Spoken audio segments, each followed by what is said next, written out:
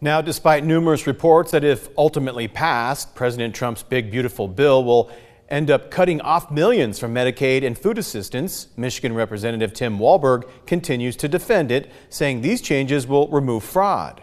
There are no cuts to the benefits of Medicaid or Medicare recipients.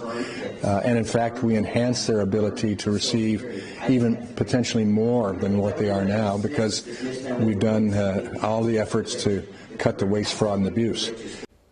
Despite those claims by Representative Walberg, leaders with Hillsdale Hospital are now speaking out and calling for people, especially in rural communities, to take action and speak out against the funding cuts to Medicaid. 6 News reporter Sean Graney had a chance to speak with hospital officials about their concerns and is here for you now with the story. The Senate's new budget bill impacting Medicaid users could cripple rural community health care, and the president of Hillsdale Hospital says it will lead to fewer doctors, shuttered clinics, and families scrambling for care.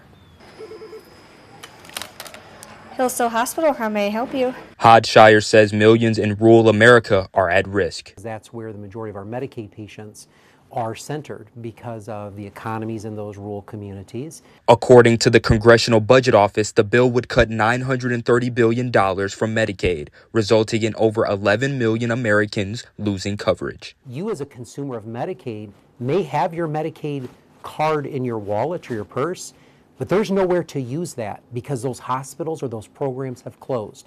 And when they close for a Medicaid patient, they close for a commercial patient. Laura Appel of the Michigan Health and Hospital Association says the cuts will not only impact rural health care, but all hospital services across the state. Over that same 10-year period, Michigan hospitals will lose $6 billion, more than $6 billion.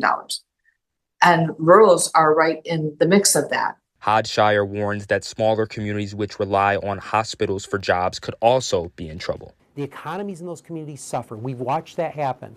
As hospitals close across the country, so goes the hospital, so goes their community. There's so much more at stake. The budget bill now moves to the House vote before becoming official, and Appel says there is still time to voice concerns to local legislators. Know that in addition to putting them on notice about this vote coming up, that you are putting them on notice that you won't be stopping. Here for you in Hillsdale, Sean Graney, 6 News.